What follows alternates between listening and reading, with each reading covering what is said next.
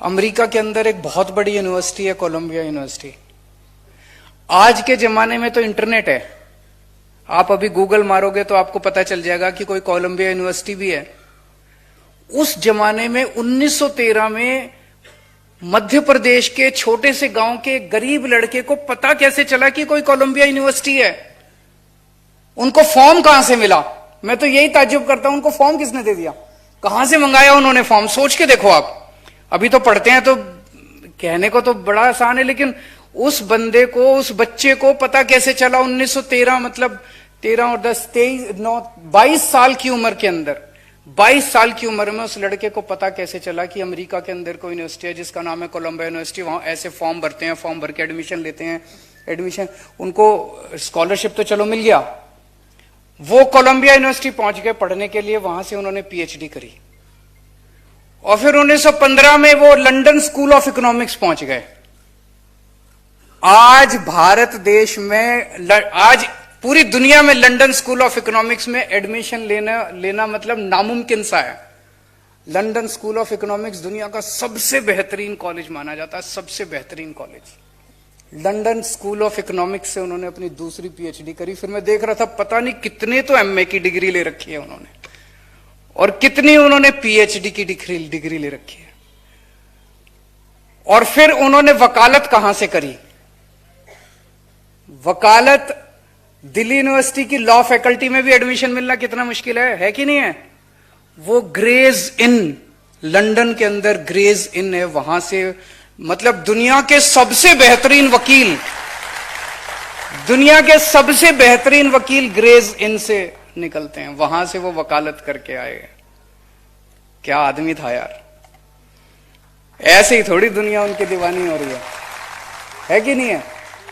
उस व्यक्ति ने हमारे देश का संविधान लिखा, बहुत ही खूबसूरत संविधान लिखा, उसमें सारी चीजें उन्होंने डाली। सबसे ज्यादा तवज्जो उन्होंने शिक्षा को दी।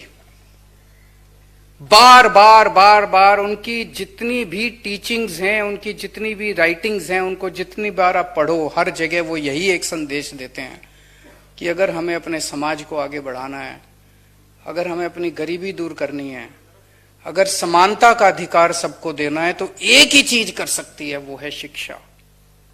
अगर हमने अपने बच्चों को, सबको शिक्षित कर दिया, तभी गरीबी दूर हो सकती है, तभी सबको समानता का अधिकार मिल सकता है। नहीं तो बातें तो बहुत कर सकते हैं लोग, बातें बहुत होती हैं, लेकिन असली शिक्षा ये। और जब से मैं राजनीति में आया हूं, दिल्ली के अंदर हमने सरकार संभाली है, ये चीज मैंने भी महसूस करी है कि शिक्षा किसी भी परिवार को पूरी तरह से बदलने के लिए कितना बड़ा रोल अदा करती है।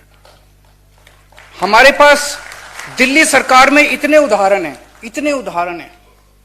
दिल्ली सरकार के सरकारी स्कूलों का पहले बहुत बुरा हाल था, बहुत ज्यादा। राजनीति में आने के पहले मैं एनजीओ चलाया करता था, सुंदर नगरी की झुग्गियों के अंदर हम लोग काम किया करते थे, मैं और मनीष सिसोदिया जी।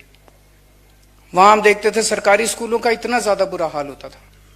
एक गरीब आदमी अपने बच्चे को भेजता था, साल 2 साल भेजने के बाद देखता था यार पढ़ाई लिखाई तो कुछ है नहीं, टाइम बर्बाद कर रहा है, उसको कहता था धंधे में लग जा, कभी चाय की दुकान पे लग जा, कभी कहीं लग जा, कभी कहीं लग जा, कोई इधर उधर धंधे पे लगा देते थे अपने बच्चों को। लेकिन अब शिक्षा की पूरा का पूरा दिल्ली सरकार के स्कूलों में शिक्षा का स्तर सुधरा है।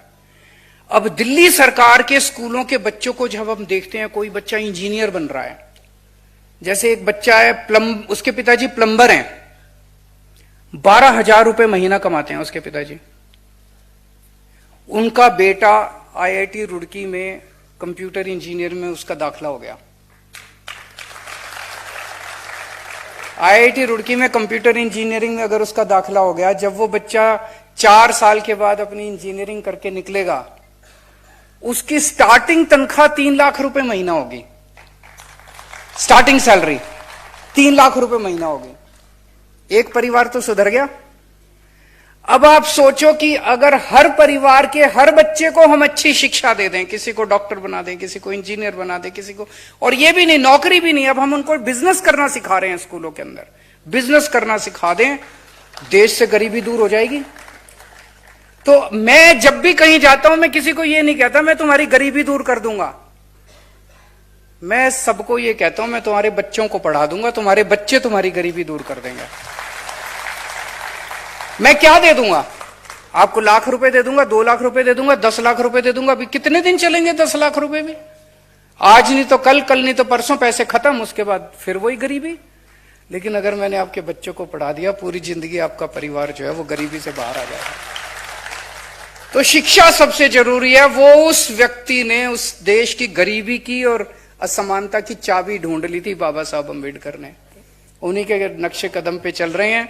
पहले दिल्ली सरकार के स्कूल ठीक करे, अब दिल्ली के लोगों का प्यार था, विश्वास था कि उन्होंने हमें नगर निगम की भी जिम्मेदारी दी है।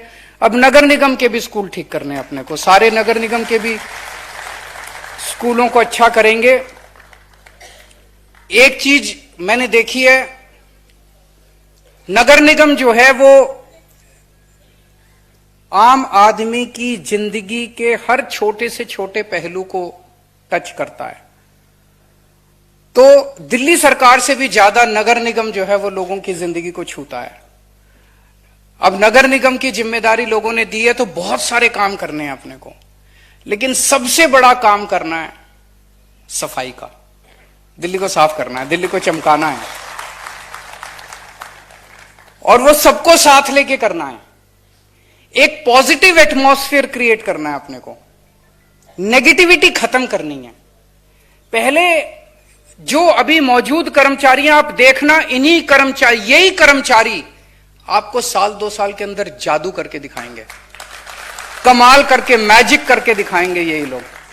दिल्ली सरकार के अंदर मेरे को याद है जब हम लोग उसमें एनजीओ में काम किया करते थे, झुग्गियों में काम करते थे, तो सारे गालियां देते थे दिल्ली सरकार के टीचर्स को। अरे पढ़ाती नहीं है टीचर्स, आती नहीं है, आती हैं तो पेड़ के नीचे बैठ के स्वेटर बुनती रहती हैं, ये कहते थे ना, ये आम सुनने को मिलता था। यही 60,000 टीचर्स, दिल्ली सरकार के टीचर्स, किसी को नहीं बदला हमने आने के बाद। इन्होंने दिल्ली के अंदर शिक्षा क्रांति करके दिखा दी, कमाल करके दिखा दिया इन्हीं टीचर्स ने। ऐसा गजब का कमाल किया, रिजल्ट भी अच्छे आने लग गए, बच्चों के कैरियर भी। आज मैंने बहुत इंटरेक्शन किए दिल्ली सरकार के सरकारी स्कूलों के बच्चों के साथ। जब मैं बच्चों से बात करता हूं ना, बच्चे स्कूल की तो तारीफ करते ही हैं, स्कूलों के अंदर इंफ्रास्ट्रक्चर बहुत अच्छा बना दिया, ये अच्छा कर दिया जी आपने, स्कूल की बिल्डिंग अच्छी। सबसे ज्यादा तारीफ दिल्ली सरकार के स्कूलों के बच्चे अपने टीचर्स की करते हैं। हमारी वो टीचर बड़ी अच्छी है सर, वो बहुत मेहनत करती है सर, वो वाली टीचर बड़ी अच्छी है सर, उसने बहुत अच्छा पढ़ाया सर, उसकी वजह से मेरे नंबर अच्छे आए सर, वो मेरे को एक्स्ट्रा क्लासेस, इतनी तारीफ करते हैं। वही टीचर्स जिनको पहले समाज जो है वो हीन भावना से देखता था, आज उन्हीं टीचर्स ने कमाल करके दिखा दिया दिल्ली के सरकारी स्कूलों में। आज यही सभी सफाई कर्मचारी, आज यही एमसीडी के स्कूल टीचर्स, आज यही डॉक्टर्स, यही नर्सेज, यही एमसीडी के कर्मचारी, आप देखना साल 2 साल के अंदर आपको कमाल ना करके दिखा दे, तो मैजिक ना करके दिखा दे, शानदार काम करके दिखा। पॉजिटिविटी चाहिए, नेगेटिविटी खत्म करनी है, जो नेगेटिव एटमॉस्फेयर उसको खत्म करके एक माहौल देना है। अंत पंत में तो सब इंसान है ना, हर इंसान के यहां दिल धड़कता है। हर इंसान क्या चाहता है अपनी जिंदगी में? पैसा नहीं चाहता। ऐसे बहुत कम लोग हैं, 1% 2% लोग हैं जो जिनकी विकृत मानसिकता है, जो वैसा पैसा पैसा पैसा। आम आदमी चाहता है अपनी जिंदगी के अंदर सुकून चाहता है, आत्मा की शांति चाहता है। और आत्मा की शांति किससे मिलती है? अच्छे काम से मिलती है। अगर आपको अच्छा काम करने को मिल जाए, इससे बड़ी भगवान आपको कुछ दे नहीं सकता। अगर आपको ऐसा काम मिल जाए जिस काम के अंदर आपको जॉब सेटिस्फेक्शन मिलने लगे, वो माहौल अपने को क्रिएट करना है। तो आज इस मंच के जरिए मैं आप सब लोगों का, सभी एमसीडी के कर्मचारियों का और दिल्ली के 2 करोड़ लोगों का आह्वान करता हूं कि आपने ये जिम्मेदारी हमें दी है, सब मिलके, हम अकेले आम आदमी पार्टी वाले नहीं कर पाएंगे। हमें बीजेपी वालों की भी मदद चाहिए, कांग्रेस वालों की भी मदद चाहिए, सबकी मदद चाहिए, सारे जने मिलके करेंगे। और सबको साथ लेने के लिए एक हेल्दी कंपटीशन भी शुरू करेंगे। सौरभ भारद्वाज जी ने मुझे प्रस्ताव भेजा है कि हमें साल में एक मॉडल RWA अवार्ड स्थापित करना चाहिए। जो RWA अच्छा काम कर रही हैं, सारी RWAs के बीच में कंपटीशन कराया जाए और एक मॉडल RWA, एक बेस्ट पार्क का अवार्ड होना चाहिए, जो पार्क सबसे अच्छा, जो मेंटेन सबसे अच्छा, वो उसका पार्क का अवार्ड। बेस्ट सफाई कर्मचारी का अवार्ड, हर वार्ड में, अलग अलग वार्ड में, हर वार्ड में एक बेस्ट सफाई कर्मचारी, एक बेस्ट सैनिटरी इंस्पेक्टर और एक बेस्ट एएसआई का अवार्ड होना चाहिए। इस तरह के कई सारे अवार्ड्स इंस्टीट्यूट किए जाएंगे। आज मुझे बेहद खुशी है, मेरा पहला आज विजिट है सिविक सेंटर में। आज आप सब लोगों के बीच में आके मुझे बहुत खुशी हो रही है। अब आना जाना लगा रहा करेगा। Thank you so much.